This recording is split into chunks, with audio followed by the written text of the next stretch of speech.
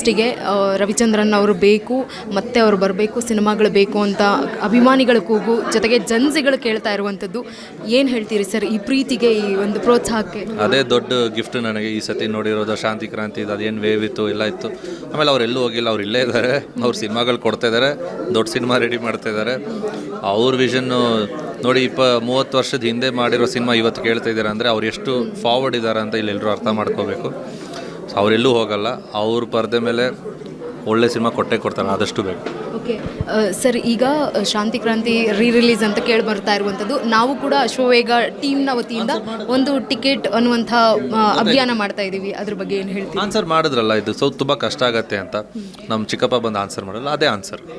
ಅದನ್ನು ಹೊರತುಪಡಿಸಿ ಅಂದರೆ ಬೇರೆ ಯಾವುದಾದ್ರೂ ಸಿನಿಮಾ ತೆರೆಗೆ ತರುವಂಥ ಸಾಧ್ಯತೆ ಇದೆಯಾ? ಸದ್ಯಕ್ಕೆ ಎಲ್ಲರೂ ಅವ್ರವ್ರ ಸಿನಿಮಾಗಳು ಮಾಡ್ತಾ ಇದ್ದೀವಿ, ಸದ್ಯಕ್ಕೆ ಬೇರೆ ಏನೂ ಡಿಸ್ಕಷನ್ ಇಲ್ಲ. ಓಕೆ ಸರ್, ಮುದೋಳ್ ಪೋಸ್ಟರ್ ನೋಡಿ ತಂದೆ ಏನು ಹೇಳಿದ್ರು, ಅಣ್ಣ ಏನು ಹೇಳಿದ್ರು, ತಾಯಿ ಏನು ಹೇಳಿದ್ರು? ಲಾಸ್ಟ್ ಜನ ನಿನ್ನ ಮೇಲೆ ತುಂಬ ಪ್ರೀತಿ ಇಟ್ಟಿದ್ದಾರೆ, ಅದನ್ನು ಯಾವತ್ತೂ ಗೆಲ್ಲಿಸ್ಬೇಕು. ಅವ್ರನ್ನ ಯಾವತ್ತೂ ಮೋಸ ಮಾಡು, ಪರದೆಗೆ ಯಾವತ್ತೂ ಮೋಸ ಮಾಡಬೇಡಂತ. ಅದು ಆ ಥರನೇ ನಮ್ಮನ್ನು ಬೆಳೆಸಿದ್ದಾರೆ, ಅದೇ ಥರ ನಾವು ಇರೋದು. Thank you sir. Thank you. Yes, ಇದಾಗಿತ್ತು ವಿಕ್ರಮ್ ರವಿಚಂದ್ರನ್ ಅವರ ಮಾತು.